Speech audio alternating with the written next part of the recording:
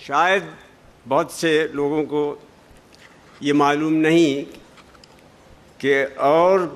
کمالات کے علاوہ غالب کا ایک کارنامہ یہ بھی ہے کہ انہوں نے بچوں کے فارسی سیکھنے کا ایک نہایت عمدہ سبق منظوم کیا، قادر نامہ۔ میں اس کے چند ٹکڑے آپ کو سناتا ہوں۔ بندگی کا ہاں عبادت نام ہے، نیک بختی کا سعادت نام ہے، کھولنا افطار ہے اور روزہ صوم، لیل یعنی رات، دن اور روز یوم، اسم وہ ہے جس کو تم کہتے ہو نام، کعبہ مکہ وہ جو ہے بیت الحرام، غرب پچھم اور پورب شرق ہے، ابر بدلی اور بجلی برق ہے، تیغ کی ہندی اگر تلوار ہے، فارسی پگڑی کی بھی دستار ہے، خم ہے مٹکا اور ٹھلیا ہے سبو، آب پانی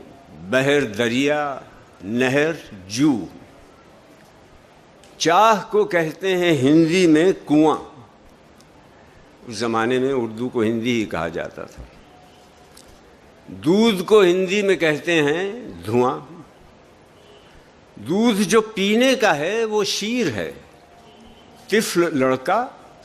اور بوڑھا پیر ہے، اسپ جب ہندی میں گھوڑا نام پائے،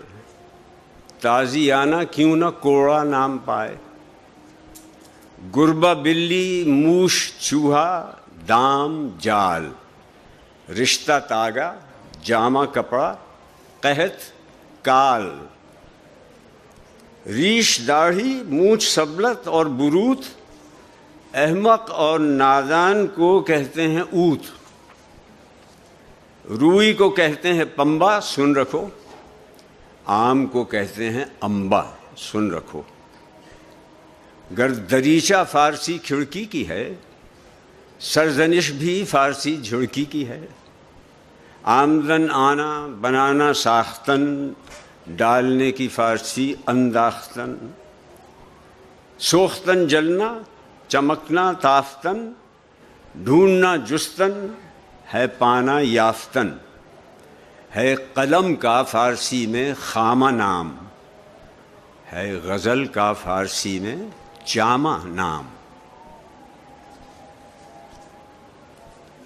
فارسی آئینہ ہندی آرسی، اور کندھے کی ہے شانہ فارسی، لوہے کو کہتے ہیں آہن اور حدید، جو نئی ہو چیز اسے کہیے جدید، پایا قادر نامے نے آج اختتام، ایک غزل تم اور بھی پڑھ لو والسلام، شعر کے پڑھنے میں کچھ حاصل نہیں، مانتا لیکن ہمارا دل نہیں، علم سے ہی قدر ہے انسان کی، ہے وہی انسان جو جاہل نہیں، جس نے قادر نامہ سارا پڑھ لیا اس کو آمد نامہ کچھ مشکل نہیں۔